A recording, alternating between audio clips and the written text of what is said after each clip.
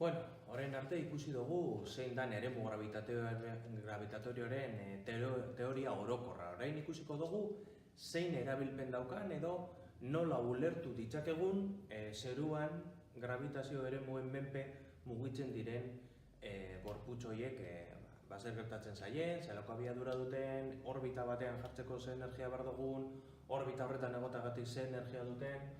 Bueno, aldez aurretik gogoratu behar dituzuen gauzak bada, indarra masa bidera azelerazioa dela, Newtonen bigarren legea, dinamikaren legea.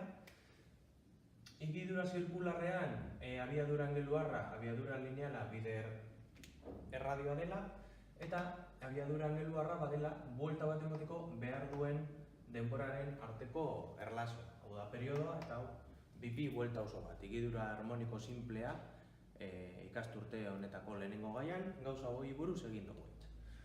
Bale, erakarpen indarra, hau da moduloa, horregatik ez dago minus ez ezer, izango da badakiguna, piso izango da masa bider G bada intentsitatea, beste azelerazio bat, demagun badagula gorputz bat, hor masa handi bat daukana eta eremu bat sortzen duela. Eta beste gorputz txiki bat, bueltak ematen dituela bere inguruan.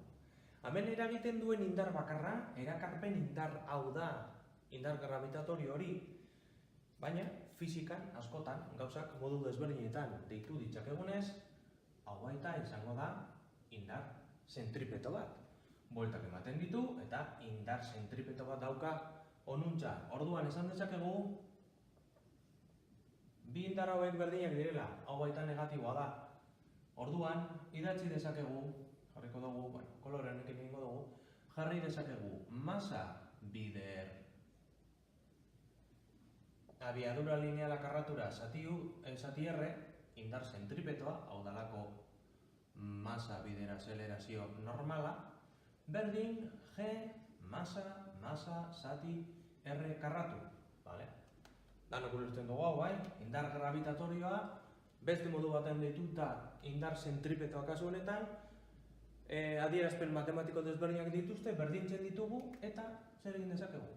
Kendu dezakegu masa honekin, erradio honekin, eta orduan gelditzen zaigu G, M, zati R karratu izango dela gorputz honek orbita honetan ukiko duen abiadura lineala. Hau izango da orbita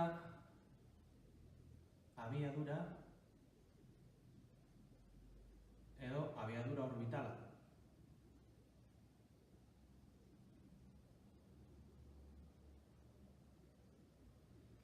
Eta gorputzaren masaren menpekotasunik ez dauka, bakarrik eremua sortzen duenaren menpekotasuna eta zein puntutan dagoen horren menpekotasuna.